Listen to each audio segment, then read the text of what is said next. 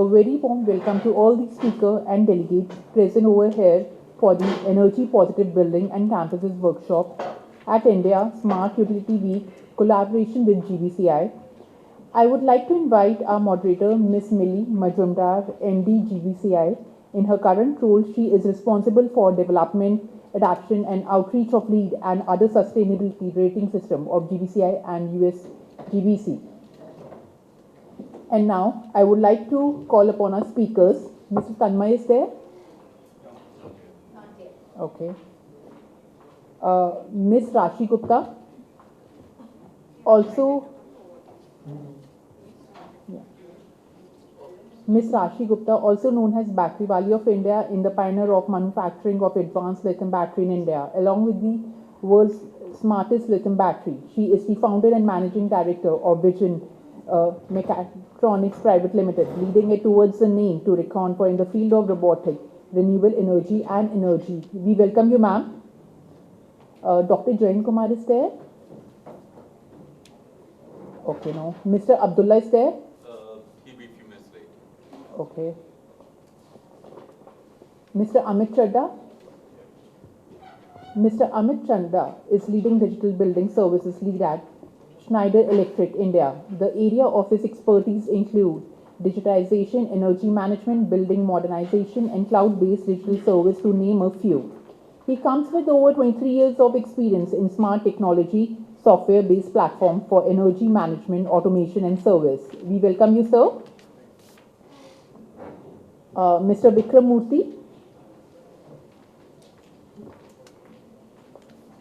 Mr. Murthy is the director of Univik Environment System Private Limited for Unitary and Applied HVAC system with 47 years of experience. He is also a member of Presidential Member ISUW and currently Chair Environmental Protection and Safety Committee, representation of AHRI for certification of HVAC equipment, and past president of ISUW Mumbai chapter. We welcome you, sir. Mr. Amit Jain heads the Energy Service Division of Tata Power through Tata Power Trading Company Limited. He heads the effort on account of business development, execution along with key business collaboration, partnership and strategy development. He has an experience of over 25 years spanning across various aspects of the power and energy utility industry. We welcome you, sir. Mr. O.D. Naidu.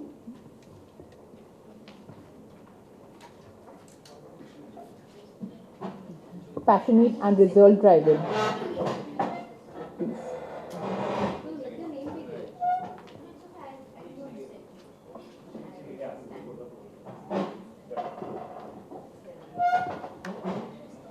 Passionate and result driven power system researcher with 16 plus years of technology development, product design and development, project management and maintaining experience at Hitachi Energy, ABB GE Energy. This experience includes power system research in protection and automation, fault location digital technologies, artificial intelligence and machine learning, applied to power system protection and diagnostic, analytic and power system analysis. We welcome you, sir. Good morning, everyone. So I'll just take a few minutes and talk about this session overall. So this is the Energy Positive Buildings and Campus session, and I don't think we need to talk or emphasize a lot about the need for decarbonization. Different studies so far over the last several years have been talking about how that is a necessity.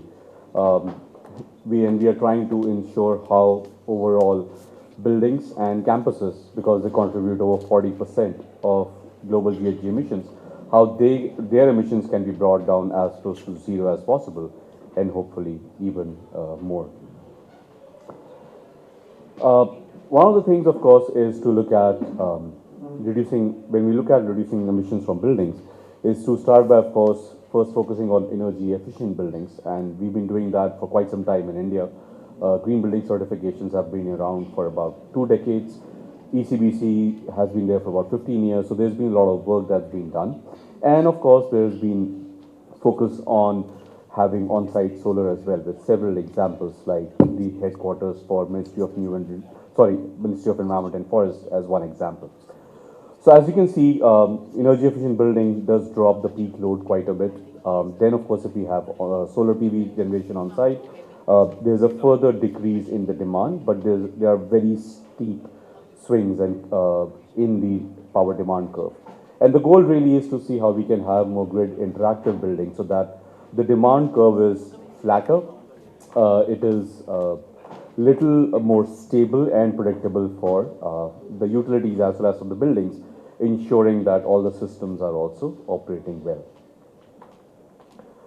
US Department of Energy describes grid interactive buildings, or as they call it, GEBs, as energy efficient buildings with smart technologies characterized by active use of distributed energy resources, which help optimize energy use for grid services, optimize energy use for occupant needs, preferences, and of course, crucially, cost reductions.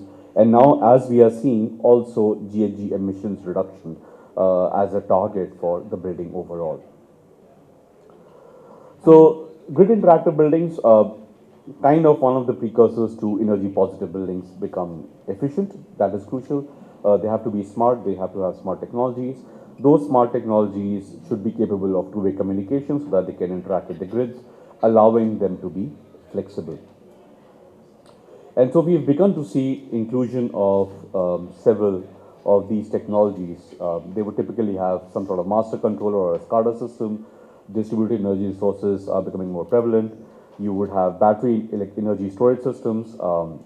EVs are being considered now as storage as well because they do have that capability. And a new area that we are seeing research on is how we could have AI-powered software kind of interacting between the utilities as well as all the individual buildings so that even further degree of management becomes more automated, and with all those data points, it becomes even better. Benefits of grid interactive buildings, energy positive buildings, of course, reduction in GHG emissions, improvement in stability and resiliency of the grid, and reduction in infrastructure costs because a lot of new generation or transmission distribution infrastructure does not need to be built at the same level. So of course, that has its own benefits. There are a few case studies that we have within the GBCI portfolio of ratings. LEED, of course, everybody would have heard about. It's one of the biggest green building rating systems globally. LEED for buildings as well as for cities and communities does have credits and requirements through which grid integration, demand response strategies are encouraged and rewarded for buildings. GBCI also has a dedicated rating system called PEER, which only focuses on efficiency and resiliency of power infrastructure, at a city level or at a campus level. And there, of course, as you see on the right, there are multiple credits through which strategies around grid integration, demand response, smart devices are encouraged. So this is one of the examples. This is Moorhead Federal Building in Pennsylvania. This is a LEED Silver building, has a 7,000 ton-hour thermal energy storage system based on day-ahead utility rates and other assessments on weather predictions. The thermal energy storage can charge overnight, do the overnight ice production, and then discharge for air conditioning purposes next day as needed. Colisano Institute of Sustainability, this is again a LEED Silver certified project. In this particular case, it actually generates more energy on site than it needs, and it is connected to the grid to contribute that energy to the rest of the campus as well. So this is one of those examples of energy positive building. Closer home, we have Tata Power DDL, New Delhi. That is a PEER Gold certified utility. The only utility in India with a PEER certification. Several key innovative technologies. We have advanced distribution management system providing reliable power to about 1.6 million customers, on-site green power generation, about 15 megawatt peak, and power reliability in the grid is enhanced by a 10 megawatt grid connected battery energy storage system. So again, we start to see those examples at a utility level as well. And the last case study, this is again another PEER Platinum certified campus. This is University of Texas at Austin.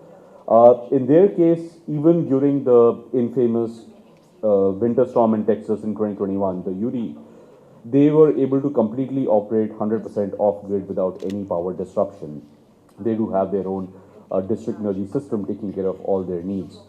They have real-time predictive monitoring system, SCADA, 100% redundant, electrical, steam, and chilled water connections. So again, in case of any disruption, there are alternative infrastructure capabilities available to ensure that there is no downtime. And of course, GIS mapping of all the utilities underground so that it's easy for them to locate their faults. And the graph that you see below, that is a watt per square feet graph normalized after they added their second thermal energy storage on site. So from the blue graph, it actually came closer to the gray graph that you see, which is that perfect horizontal line, the absolute flat curve. And now it is operates throughout the year with a plus minus 10% range. So there are ways in which we see different projects around the world perform this act successfully and of course move towards grid positive nature.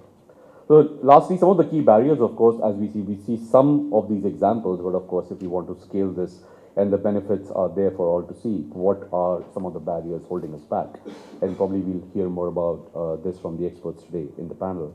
So there is, of course, a limited experience because these are still early days in the sector.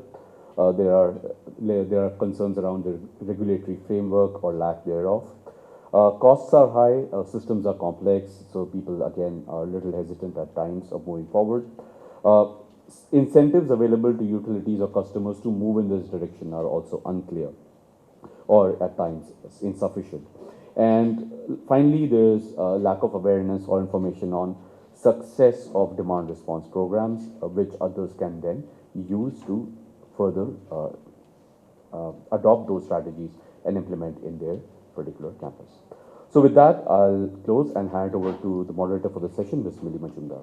So, and thank you panelists for joining us. We have an extremely, well aware and well positioned panelists who are able to guide us towards grid positive buildings and help us to navigate this course for future of India to achieve the net zero emissions goals by 2070. So here we have a balanced, kind of panel where we have experts who represent the consultant community who are helping design net zero energy efficient grid positive buildings. We have experts from the developer community who would be the taker for it or rather implement it, and for them it will be important to see the financial viability and if they are able to actually make money out of it and if there is a definite cause they are servicing through this adoption. We have experts from consultant community who are also enabler for codes and standards, because we know that unless we have enough stringent codes and standards, we will not be able to enable such buildings. We have experts from the utility who will tell us that what are the practical difficulties, or if at all, and if the utilities are moving towards incentivizing or rather encouraging people to make grid positive buildings and net positive buildings that can be grid interactive. And we also have experts who are kind of micro component manufacturers from the battery sector or enablers of microgrids, because that is also another way in remote locations where there is no grid, where you can have net positive buildings and campuses. And of course we have experts from who enable digitization, because that's also is one critical aspect, that if you have to have such buildings, automation, digitization would be very critical. So a very good mix. So either I can go top down from utility to consultant or bottom up. So what would you prefer? We go from consultants, maybe. Other way around? Okay. From the utility. So first two questions, to Mr. Jain and to Rashiji. That okay, from Tata Power, what are your policies, programs, and do you see more and more, such buildings coming up? Do you have any challenge? And what is it that you are doing to encourage net positive buildings or grid interactive buildings? Thanks, Millie.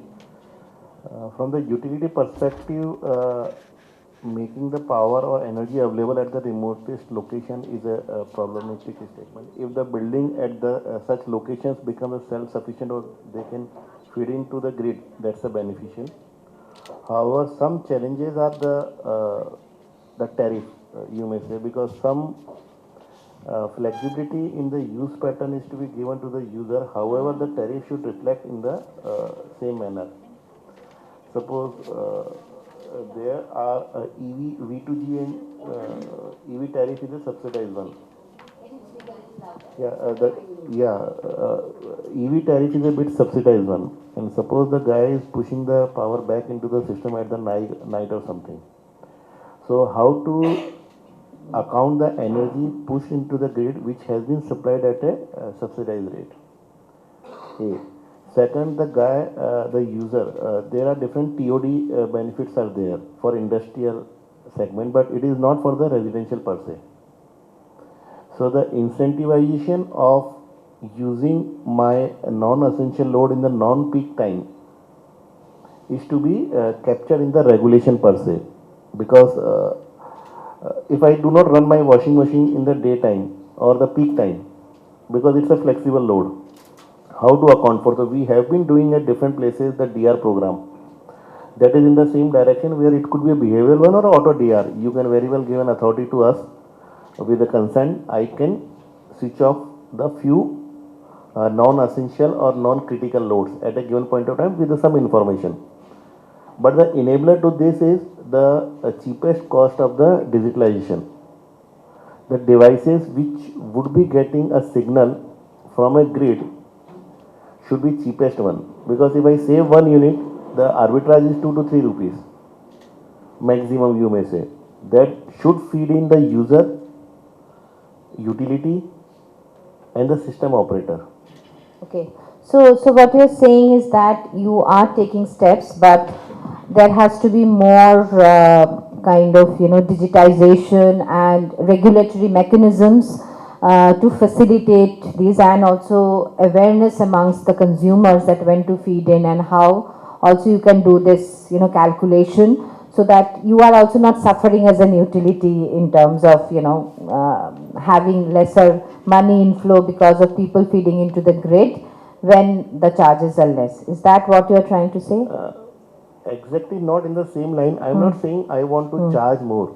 It's Okay. about the optimization. Optimization. Because Okay. different sources have different cost of generation to me. Correct. Correct. Suppose I give 100 unit, it could be 300 rupees. In terms of cost to me, it could be 1200 rupees in terms of cost to me. When you are buying that power. Yes. So Okay. the optimization through the digital should be enabled in such a manner okay. to the Got it. regulator. Got It it. doesn't hurt anyone. Got it. Moral hazard problem should not be there. Of course, that's really right. And in terms of net positive building, the definition says it should not be equal to the generation vis-a-vis the consumption. It should be rather bidirectional, bit of more export on a weighted average for a given period of time. Sure, I'll come back to you on So this. the P2P is still not enabled in India, wherein I can sell the power to my neighborhood when I am not in the need. Okay, so that is one of the takeaways. So, do you think, so before I come to, the experts who can enable this digitization and see how we can solve this problem, so I would request Ashish to talk about maybe the microgrid, architecture, whether, of course, this is more from the utility perspective, but in remote locations, what is your take on microgrid, architecture, and if these things can be controlled at a micro level better? Yes, thank you so much for having me here. So what happens in a microgrid? When we're talking of energy, energy is beyond electricity. We need to first understand that. Energy is everything. When you talk of food, water, air, electricity, yes, all of that together, and we human beings are also energy. So what we need to do is, when we are making a microgrid, this microgrid needs to have all the elements. Electricity as one element.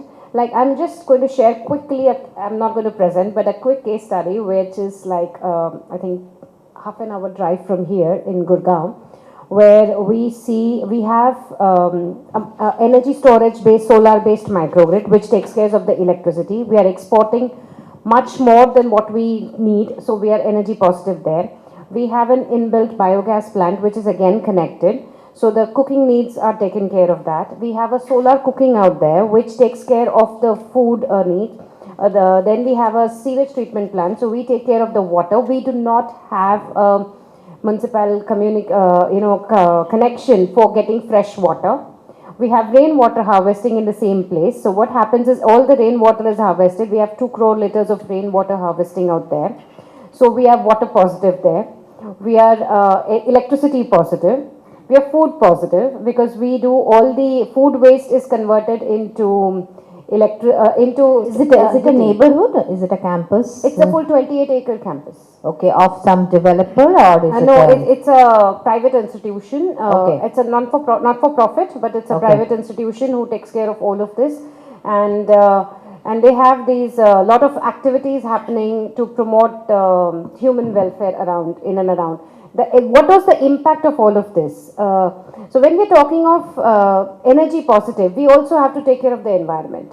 We cannot pollute the environment at that point of time. So what happens is there are 560 varieties of trees that have been planted. So we are oxygen positive. Okay, and then next is that we have 52 varieties of birds that come into that campus. So we are fauna positive. And we have a variety of flowers that have bloomed on the many seasons and fruits which come. So we are again, flora positive. So when we look at energy positive buildings and campuses, you just cannot look at only electricity as a perspective. Everything has to come together. And when we did this microgrid out there on energy storage, we had this biggest challenge of having a 24 hours storage, which is practically not economically possible if you take only lithium-ion battery storage.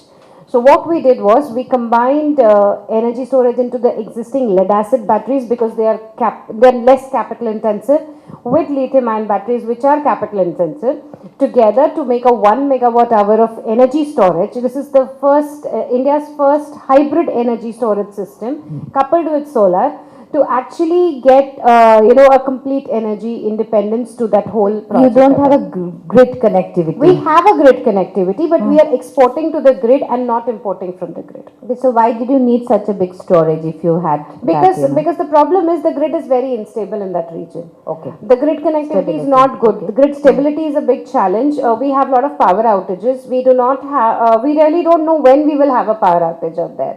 Because it comes into the semi-urban case and the maintenance and it's a big challenge for us. Quickly come back. The takeaways which you are saying is that the entire environment has to be, ecosystem has to be positive to enable, the grid positivity, and the challenges which you spoke about, that the unstable grid being also one of the factors where you cannot, where you have to rely a lot on storage. And then that itself also is an investment, and maybe not environmentally such a positive thing to do in the long term, to have so much of battery storage. No, actually not, because we are looking at a long-term battery storage here. Okay. The lifespan is at least of 10 years that we are looking at in this case. And the entire storage is being charged with renewable energy solar power. That's about 800 kilowatts of solar that we have in that campus out there, which runs the entire system. And we close to export a lot of energy. Around 50,000 units are excess with the government, with the grid out there. And the challenge is with the banking policy now. With the Haryana government banking policy that we have, we cannot carry forward the units. So they get lapsed. Okay, so we are not getting that revenue benefit out there also from the Haryana government in that case. So I'll take break. Now I have maybe Mr. Chadda and Mr. Naidu. Can you help, as people who are from this industry with digitization, with automation, to solve? I mean, you have heard from the utility perspective, you have heard from the microgrid perspective, and both are some way two extremes of, and different challenges. So how is it that you are able to help both these kind of communities? Sure. Firstly, thanks for having me here. Now, as far as this digitization story is concerned, that's touching everybody across the world. Whether it's about our end use at home, whether it's like banking, booking tickets, everything is digitized, right? So, this is one very interesting area where I feel it'll go a long way in terms of having a building, which is going to have a positive impact on the environment. Now, typically, when we talk of digitization, the journey should start from the design stage itself. We have all these intelligent softwares, where we do building information modeling and all, which can be used very well for sustainability, right? So the journey starts from there. But then, when it comes to the existing installed base that we have a lot of buildings that exist today, which were designed 15, 20 years ago, and which are not considered to be that energy efficient in today's world. So what we do is, we basically have to look at digitizing the ground layer, the base layer itself. As Mr. Amit Jain was mentioning that, digitization should also be helping utilities, in a way. Now, when we talk about, having that base level covered in digitization, it means bringing a lot of IoT, wherein the individual equipments can talk, right? It's not only about having a software, which broadly talks to some breakers or some chillers, right? But then, do I have a granular data, which is coming from a base layer, even the smallest of the devices, which has an impact on the energy consumption, right? So typically the approach for any digitization is like firstly addressing that base layer, which is the connected products, and then looking at some software that can enable, that communication and, bring some insights. Now, when it comes to the softwares, we have a lot of options today. One is of course on-site softwares, which have their own limitations. But typically, when it comes to automation and controls, people rely a lot on those on-site softwares. But you can do a kind of connected building infrastructure using those on-site softwares or cloud softwares. The idea of connected buildings is that, say, many developers in this country have a big installed base, 35 buildings across different geographies, right? If I have to do the benchmarking basis the data, which I'm getting from these base level devices, right, using IoT, the best way is to basically compare all those buildings together, right? And also have those variables fed in, because there are different geographies, different weather conditions, etc., right? I really need to factor in those variables into those software layers. And the good part is the technology is already available. It's not something, which is a wish list, okay? When we started this journey long back, it was a wish list that, I need to have an intuitive software, which can forecast certain things, which can predict things. But the present day technology already has those softwares available.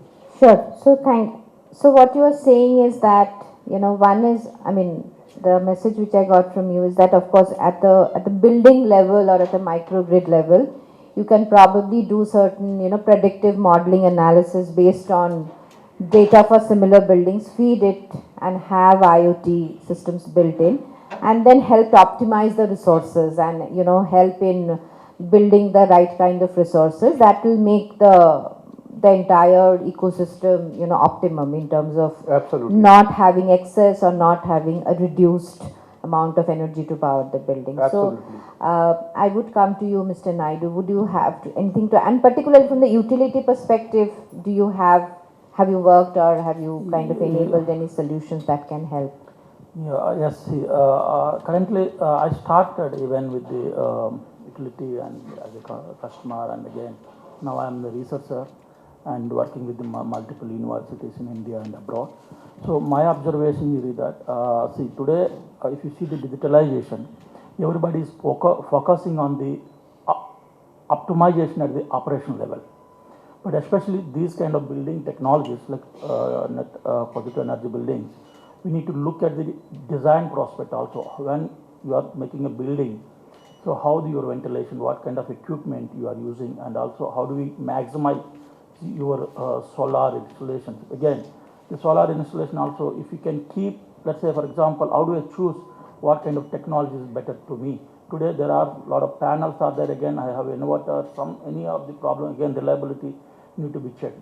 But there are certain technologies where today the micro inverters are coming, even the inverter is embedded in the panel itself, they directly given a AC output up to 240. So such technologies need to be adopted, especially for the building. This is one aspect. The second aspect, you rightly pointed out, Amit, like sharing with the neighborhoods. Then, okay, can I share the certain storage between the neighborhoods, like common storage in the community level? Then if I do so, then how do I make the transparent settlement? Can I use some kind of technology like blockchain or any AI tools which can enable and bring the transparency, and also more importantly, the financial settlement should be transparent. Then people will be look more positive toward that. And also again, more recently, even we are working a project with the university. Today, if you see the Indian perspective, two aspects. Can I deploy these kind of approaches in the urban or a rural? The rural is good because you have a good space and you will get enough energy, but the consumption levels are low. Because if you see, I'm coming from a small village, so if I can observe my family, we are a big family, but hardly 8 to 12 nobody will be there because they will go to the field, and 12 to 2 again they will available, again 2 to 4, 6 nobody is available. But the solar will get so much power that time. So how do I use it? And also the power is subsidized. Government is subsidized in the rural villages. Then again, if I use the storage for a night time, then again the cost will be almost 3 to 4 times. So this is one aspect we have to look into that. Another aspect is that again there is a vertical panel, because if I want to deploy this technology in the urban, then again the space is constrained. Then we are working something, we are trying to make it some cost viability. If you can keep the vertical solar panels, even in abroad they're trying the solar generation, there is a heat also produced actually. So that heat also captured and used for the HVAC. The thermal and Thermal. So yeah. these are the different technologies are coming up. But finally, I would like to share one important aspect what is missing, at least for me. See, in Bangalore, I'm staying in a bigger community, almost 120-acre apartment campus. It combines both apartments and villas, and 80% of open space is there. So even I just out of curiosity, I just involved in the budget, recent budget of the maintenance. So we are collecting around 46 crore per year. Out of that, 18 crore we are spending for the common electricity. So because we have a sewage treatment plants, water treatment plants, and again high-rise buildings, lot of lifts are there. Then they ask that, can we go for these kind of solutions? The fundamental question is that, so do we have a kind of suitable tools to really evaluate the cost benefit analysis? The technology is matured enough. That is one thing even they ask. So as an electrical engineer, I suggested that, but still the secretary and our association members have again back pointed with these questions. So, and another aspect, the final point I would like to make it, the EV V2G. So in individual level, if I can convince myself, I can use my car battery as a storage, okay, no problem. But if you go for the commercial buildings, like where the storage is critical, then how do I make it? Suppose if I go for the, okay, the people who are coming, can I use their battery as a storage in an emergency situation? Like for example, the power is shut down, can I use them? Because ultimate goal is that we want to avoid the diesel generators. So then in that perspective, then what kind of incentivize and how do we convince them? Because again, we have to see battery life also, because it depends on the charging cycles. So then this is where we need to be both, it requires like educating them. So there are so many, multiple different points of intervention. So where as a community we can collect, and very nice point you said, about the microgrid connectivity to the macro perspective where the neighbors can share. Like all is about sharing, and also the right kind of investment that where you are able to take a holistic view of your expenses in energy for a larger community, and if you can invest appropriately so that the long-term life cycle cost goes down, and the use of proper technology benchmarking. So very kind of good point. So now from the perspective of implementers and experts who provide consulting, so Tanmay, would you like to, are you working on some projects, and how are you addressing these issues? How do you build them at the design stage, and do you follow it through the operations? Can you throw some insights? Well, a lot of has a lot of discussion has already covered the ground on the larger picture. So, just to give you a context, like we work both on the policy and research side and also on actual projects and the implementation. So last year, along with the National Smart Grid Mission and as a part of a USAID project, we started off this discussion of grid interactive net zero energy buildings. And the first question was, how do you define it? And even now, we don't have a standardized definition of what it actually means, what is positive, what is zero, and all of that. So it started off with that. And what needs to be done to enable that at scale? Because again, what we've heard is at individual levels, the technology exists, the awareness and the design techniques are well known. But how do you mainstream it? And we heard that there are issues related to tariffs and others. So we said there are 4 themes under which you need to look at it. One is, of course, design. That's the number one thing when you look at buildings and communities. The second one is appropriate use of technology. And technology varies from everything from renewable energy to storage to communication and etc. The third one is, of course, the enabling policy, which is the underlying thing, because the business model is supported by the policy environment. And as I said, if there is no business model for a utility to get into it, really, it will not scale up. And the last part was lifestyle. So how do you, because a grid positive, as I said, depends completely on how you live and how you use the building. So on these 4 themes, we really need to work in tandem for it to scale up. Because so that's on the research. So currently we are working with the National Smart Grid Mission and the US GBCI's the Grid Optimal standard, which was developed by the New Buildings Institute. So with NBI, we are working with identifying at least 2 utilities and saying, what does Grid Optimal mean for India? So what are the priorities of Indian utilities, right? So if you say Grid Optimal, that means the building is, let's say, is our priority storage? Is our priority peak load shedding? Is our priority to use energy when there is excess in the grid? And for each one, there will be a different situation depending on where you are in the country, what your load profile is, etc., etc. So therefore, the utilities first need to define this, and then the business model and the consumers will respond to it. That work is ongoing. We are working with the Madhya Pradesh and Dakshin Haryana, with Gurgaon area utilities, to define what would grid positive mean for them, and how do you codify it. That means the building must have the ability to shed 10% of the load for 4 hours for it to qualify for a certain thing. So that's one. But then on the design side, yes, the first such building, which is going to be a certified grid optimal net zero building, is coming up in Telangana. It's the office building for Telangana State Renewable Energy Development Corporation, TS Redco. And Abilal is the architect, and that's a building which has all the things we talked about, the most efficient technologies for cooling, heating, etc., storage, and designed to meet the grid optimal requirement. I hope that once it gets done, because it's a public building, it was designed and built using public procurement process. In that sense, that it's a replicable model, because that's the other point of all of this, is that when you do this, it's a one-off, and it needs to get into a system where either a private sector developer who has to do multiple bids on multiple projects, or a public procurement system. So that's, I think, the most important part is not the technology, not the design, but enabling the business model, and secondly, making it easy for owners to commission such buildings.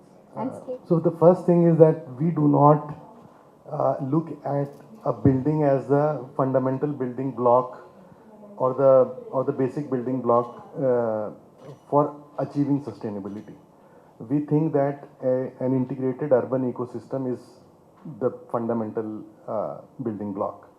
So if you look at a typical building which is multi-tenanted or a residential condo, which is typically a high-rise dense development, it by its nature cannot become energy positive unless it is hyper efficient and the energy use intensities are way too low.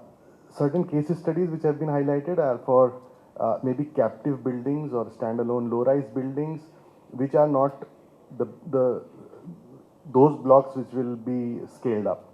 Scaling up will happen in those multi-tenanted and those apartment buildings, because those 50 crore people in India will move into those buildings. So let's start from there. Now, if you look at that type of a building, it will never offer enough space to generate enough electricity that offsets the entire need. Then what we need is an integrated ecosystem where the other aspects of the neighborhood come together to generate that amount of electricity. So I'll give you an example. In our project in Palava, which is the living lab for the Lodha Net Zero Urban Accelerator, we are conceptualizing a situation where obviously we take the roof to offset the entire common area, but what for the apartments? So we also have an industrial park within the large urban ecosystem. In that industrial park, we get 10 million square foot of roof free every year. Now that roof, if I can use to put up a plant which can act as a community solar plant where people can also pull in and through virtual net metering get the benefit of it. Now here what happens is that two different type of entities have to come together. The utility and the regulators have to allow that integration to happen, and people are made aware that look, you can get green energy. Then when all of these types of buildings come together, you have a net zero situation, not yet a net positive. Now in this net zero situation again,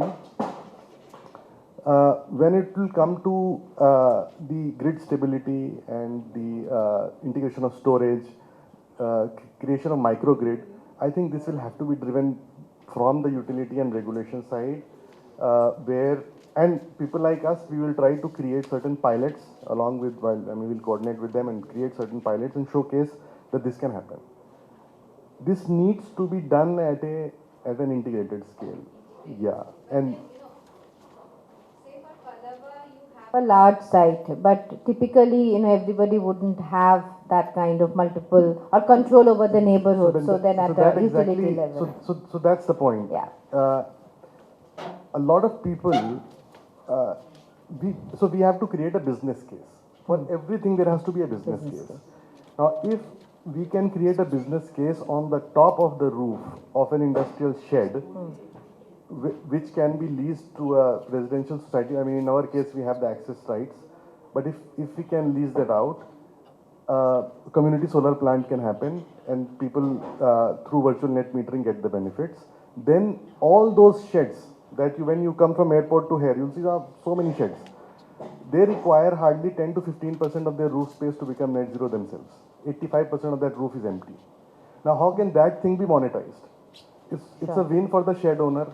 It's a win for the residential communities.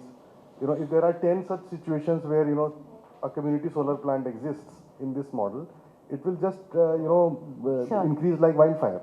So how we create that kind such of an business ecosystem models and business with the help of obviously the regulators, Yeah. where it is a win-win for everyone, I think that will be the way forward.